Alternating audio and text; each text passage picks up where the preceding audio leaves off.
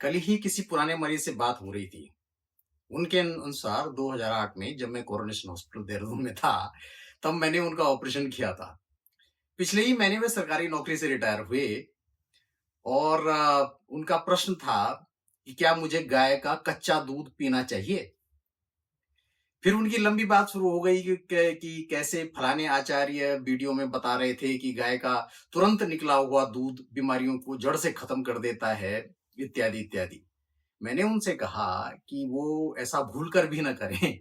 मुझे नहीं पता कि उन्होंने किसकी बात मानी, मेरी या फिर आचार्य जी की, पर मुझे आज के वीडियो के लिए टॉपिक मिल गया।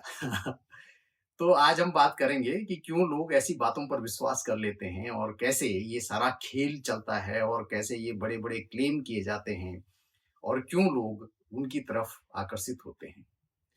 नमस्कार, मैं हूं डॉक्टर महेश भट्ट और आप देख रहे हैं डॉक्टर भट्ट चिंतन, जहां पर बात होती है स्पिरिचुअलिटी, फिलॉसफी, साइंस और रिलीजन की, साथ ही साइंटिफिक टेम्परामेंट की और हमारी हेल्थ की। आगे बढ़ने से पहले हमेशा की तरह एक गुजारिश, यदि आपने अभी तक चैनल को सब्सक्राइब नहीं किया है, तो सब्सक्राइब कर लें और सब्सक्राइब करके बेल आइकन पर क्लिक करना ना भूलें। धन्यवाद। तो बात है शायद सन 1994 या 95 की, सही से याद नहीं है, पर तब मैं मेडिकल कॉलेज में सर्जरी में स्पेशलाइजेशन कर रहा था। शाम को जब मैं अपनी यूनिट में भर्ती मरीजों का राउंड कर रहा होता हूँ, तो एक इंटर्न मुझे बताता है कि गणेश जी दूध पी रहे हैं। उस जमाने में आज की तरह सोशल सोशल मीडिया नहीं था, पर टीवी पर समाचारों का वो दूसरा दौर कह सकते हैं, शुरू हो चुका था। फिर भी टीवी आज की तरह से उतना कॉमन भी नहीं हुआ था और मोबाइल तो तब तक सीन में ही नहीं था। वहां से जब मैं इमरजेंसी में आता हूं, तो हम कुछ दोस्त मिलकर इस बात की सत्यता जानने के लिए पास के एक मंदिर में जाते हैं और वहां का नजारा देखकर हम भौचक्के रह जाते हैं। एक लंबी सी कतार में लोग खड़े थे। हर बंदे के हाथ में कोई बर्तन था। मजेदार ये कि दूध बेचने वाले भी अपनी बाल्टियों के साथ पहुंचे हुए थे और लोग दूध खरीद कर लाइन में लग रहे थे। हम लोग भी आश्चर्यचकित होकर मंदिर के अगल-बगल घूम रहे थे। साथ ही जो लोग दूध दूध पिलाकर मंदिर से बाहर आ रहे थे, उनसे पूछ भी रहे थे कि पर सभी इस बात की तस्दीक कर रहे थे कि गणेश जी की मूर्ति दूध पी रही है। तभी हमारी नजर नाली पर पड़ती है जिसमें दूध बह रहा था। जब हमने लोगों को वो दिखाया, तो लोग मानने के बजाय हमसे झगड़ने के मूड में आ गए। खैर, हम लोगों ने वहां से निकलने में ही अपनी भलाई समझी।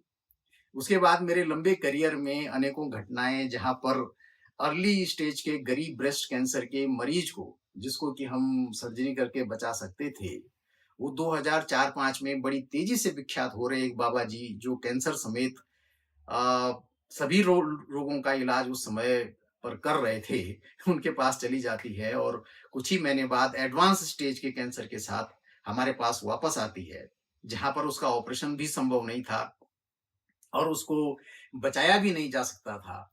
ऐसे अनगिनत उदाहरणों के साथ ही साथ इस वीडियो के शुरू में कही गई बातें तो अक्सर ही होती रहती हैं।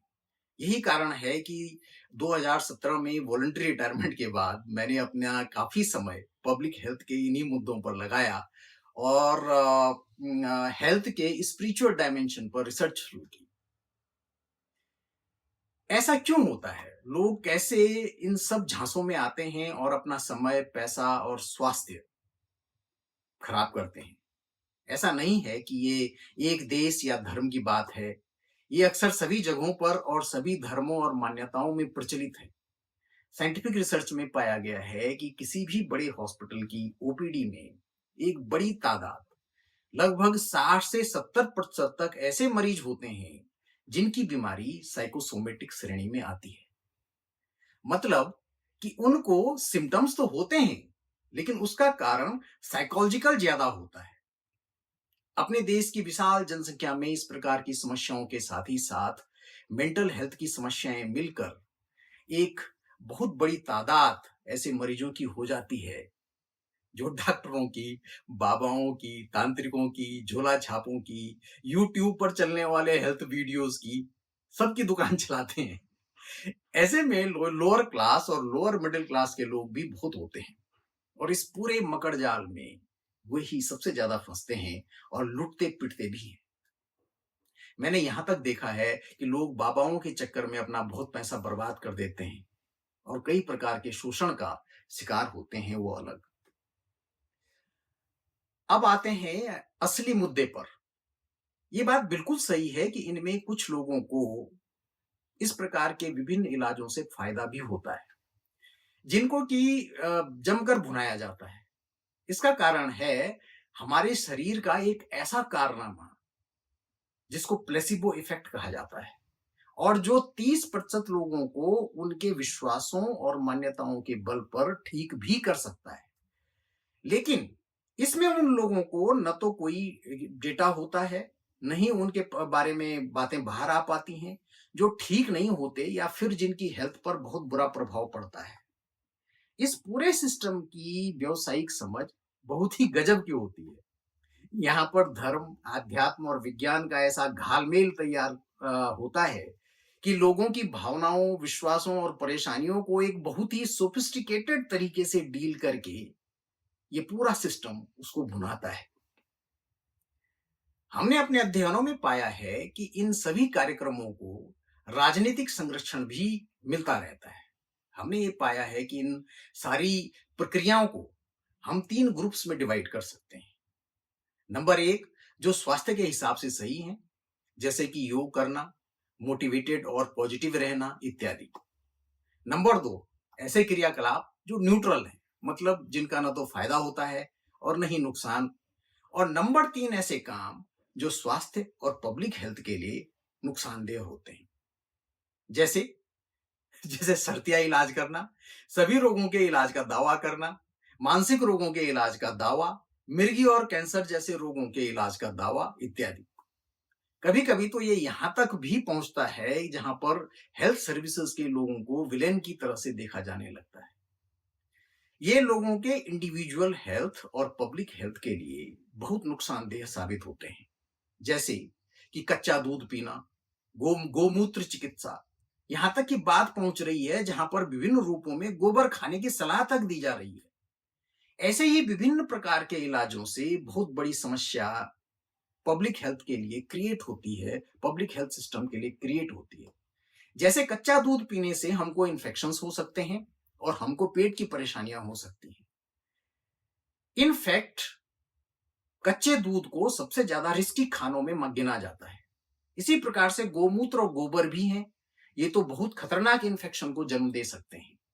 वहीं पर शर्तिया इलाज, जो कि drugs and magic remedies act के अंदर गैर कानूनी भी है, ये एक बहुत बड़ी समस्या हमारे देश में है, क्योंकि इसका शिकार गरीब तबका ज्यादा होता है और अक्सर ये लोग इलाज के लिए देर से पहुंचते हैं, जिसकी वजह से हेल्थ सिस्टम पर बोझ बढ़ता है और साथ ही साथ पहले से ही जो इलाज महंगा होता जा रहा है वो और महंगा हो जाता है। अतः ऐसे में साइंटिफिक टेम्परमेंट और वैज्ञानिक सोच बहुत हद तक लोगों को इस प्रकार के की कई समस्याओं से बचा सकते हैं, जहां पर हम इस प्रकार के सिस्टम्स को स्वास्थ्य की दृष्टि से सही कर सकते हैं। 21वीं सदी में वैज्ञानिकता के बिना आगे बढ़ना संभव ही नहीं है। यही बात हमारे विचारों पर और सोच पर भी लागू होती है। इस वीडियो में इतना ही। यदि आपने अभी तक चैनल को सब्सक्राइब नहीं किया है तो सब्सक्राइब कर लें। सब्सक्राइब करके बेल आइकन पर क्लिक करके हमको अपना सहयोग दें। अपना और अपने स्वास्थ्य का ख्याल रखें। धन्यवाद। नमस्कार।